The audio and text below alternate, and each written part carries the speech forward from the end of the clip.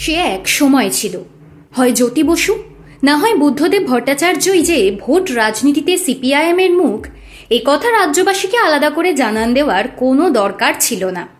যে সময়ের কথা বলা হচ্ছে 8-9 থেকে 2011 সালের ভোট পর্যন্ত হয় জ্যোতি বসু, না হয় বুদ্ধদেব ভট্টাচার্য মুখ্যমন্ত্রী হয়েই ভোটে সিপিআইএম তথা বামফ্রন্টের মুখ হয়ে অবতীর্ণ হতেন।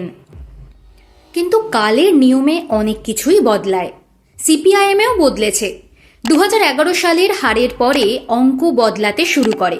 2021 সালের ভোটে তবু বেশ কিছু বাম বিধায়ক লড়েছিলেন, কিন্তু 2026 সালের ভোটে কোনো সিটিং এমএলএ লড়াইয়ে নামছেন না লাল পার্টির জার্সিতে। প্রশ্ন হলো, তাহলে আসন্ন বিধানসভা নির্বাচনে সিপিআইএমের মুখ কে? সাধারণভাবে বিধানসভা নির্বাচনে যিনি কোনো রাজনৈতিক দলের মুখ হন, ধরে নেওয়া হয় ভোটে জিতলে তিনিই হবেন মুখ্যমন্ত্রী। তৃণমূল কংগ্রেসে সেই নাম মমতা ব্যানার্জি।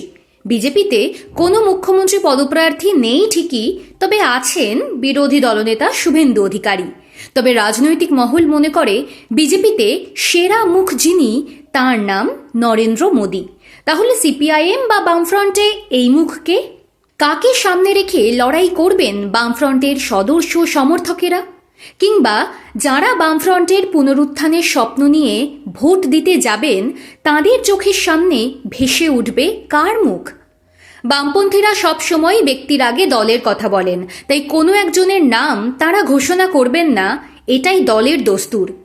কিন্তু সাধারণ মানুষের ভোট অঙ্কে ভেসে উঠছে 3টে নাম, যারা আসলে স্বপ্নের মুখ, যাদের মধ্যে দিয়ে নতুন দিনের অপেক্ষায় শুরু হয়। সেই তালিকায় প্রথম নাম সিপিআইএমের বর্ষীয়ান নেতা বিকাশ রঞ্জন ভট্টাচার্য। কলকাতার প্রাক্তন মেয়র তিনি, অভিজ্ঞ বাম রাজনীতিক। তার মেয়াদ ফুরোতে চলেছে রাজ্যসভায়।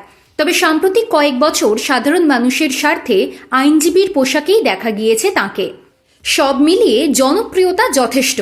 এক সাক্ষাৎকারে নওশাদ সিদ্দিকী পর্যন্ত বিকাশ রঞ্জন ভট্টাচার্যকে মুখ্যমন্ত্রী হিসেবে দেখার আশা প্রকাশ করেন। আইএসএফ চেয়ারম্যানকে ধরা হয় তরুণ প্রজন্মের প্রতিনিধি। তার কথা নতুন প্রজন্মের প্রতিধ্বনি বলে বিশ্বাস করেন অনেকে। সেদিক থেকে বলা হয় তরুণদের মধ্যেও বিকাশবাবুর জনপ্রিয়তা রয়েছে। দ্বিতীয় নাম সিপিআইএমের রাজ্য সম্পাদক মোহাম্মদ সেলিম। এই মুহূর্তে সিপিআইএমের সবচেয়ে ক্ষমতাশালী মানুষের নাম মোহাম্মদ সেলিম বলেই মনে করছে রাজনৈতিক মহল। তিনি ভোটে দাঁড়াবেন নাকি প্রার্থীদের মনোবল চাঙ্গা করতে গোটা রাজ্যে প্রচার করে বেড়াবেন, তা নিয়ে এখন জোর জল্পনা। সম্প্রতি হুমায়ুন কবিরের মন বুঝতে গিয়ে বিতর্কে পড়েছেন তিনি, কিন্তু সেলিমের সমাজের সর্বস্তরেই একটা গ্রহণযোগ্যতা রয়েছে। সংগঠন চালাতে যেমন পারেন, মানুষের মনও পড়তে পারেন। সেলিমের হাত ধরেই সিপিআইএম ধীরে ধীরে ফিরছে আলোর বলয়ে। ইংরেজিতে একটা কথা আছে, last but not the least. আসন্ন নির্বাচনে সিপিআইএমের সেই তালিকায় না থাকা কিন্তু আবেগের মুখ মীনাক্ষী মুখার্জি। পার্টির অন্দর থেকে সাধারণ মানুষের মধ্যে তার জনপ্রিয়তা চোখে পড়ার মতো। জ্যোতি বসু, বুদ্ধদেব ভট্টাচার্যের জমানার পরে কোনো সিপিআইএম নেতাকে নিয়ে সাধারণ মানুষের মধ্যে এতটা উন্মাদনা দেখা যায়নি। আলিমুদ্দিন স্ট্রিটের একটা বড় অংশ তাঁকে ক্যাপ্টেন বলেও মেনে নিয়েছে। এবারের ভোটের জন্য পরিকল্পনার অনেক কিছুই মীনাক্ষীর মাধ্যমে হয়েছে। বাংলা জুড়ে সিপিআইএম ফিরতে পারে এমন সম্ভাবনার কথা যারা শোনাচ্ছেন, তারা মীনাক্ষীকে পছন্দ করেন, তার নির্দেশ পালনও করেন। উত্তরপাড়া থেকে ভোটে দাঁড়াতে চলেছেন তিনি, এমনটাই খবর। মীনাক্ষী যদি জেতেন, বামেদের নতুন দিশা হবেন।